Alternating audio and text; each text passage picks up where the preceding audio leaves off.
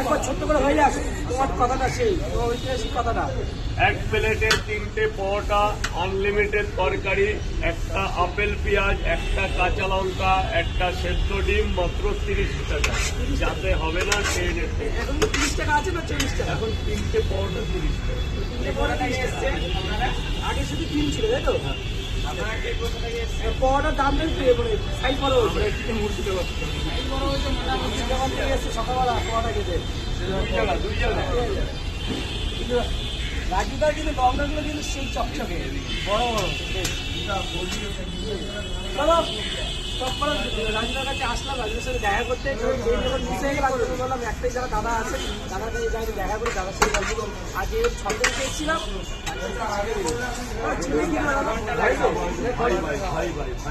ভাই ভাই ভাই ভাই বলছি কি একটু চা আনাতে হয়? না না না কিছু খাবো না, চলো আমি তোমাদের খাওয়াবো। আমার ব্যাগটা দেয়, রাজুদার জন্য এত কষ্ট করে এসেছি। আমি দুটো কেক কিনেছি। খাবেন আপনি?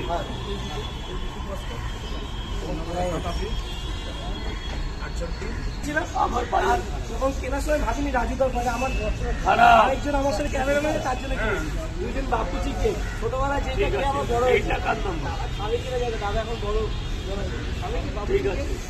দাদা তোমার জন্য বাবুজি কেক গেছে, তুমি খাবে কি? চলো বাবুজিকে দুজন একসাথে খাবে। আমি সকালবেলা বেরিয়েছি কি করবো, ভোট রাখবো অন্ধকার। আচ্ছা ঠিক আছে। দাদা আমার জন্য কেক নিয়ে, সেটা কেক না, আমার কাছে অমূল্যিত সম্পদ। দাদাকে আমি একটু খাই দিই দাদা সকালবেলা। আহা একবার খাই দিলে শত্রু হয়ে যাবে। না আবার শত্রু হয়ে যাবে দাদা, শত্রু হতে হয়ে যায় না। আমি এমনি সবাইকে ধোয়াই। এটা রেখে দিই। হ্যাঁ না না ঠিক আছে। অ্যাকচুয়ালি আমি কিনেছিলাম কেকের মধ্যে ব্যাগের মধ্যে আমি খাবো। দাদা কি আমাকে খাই দেবে নাকি? দেখো ঐতিহাসিক মুহূর্ত। ও হো থ্যাংক ইউ।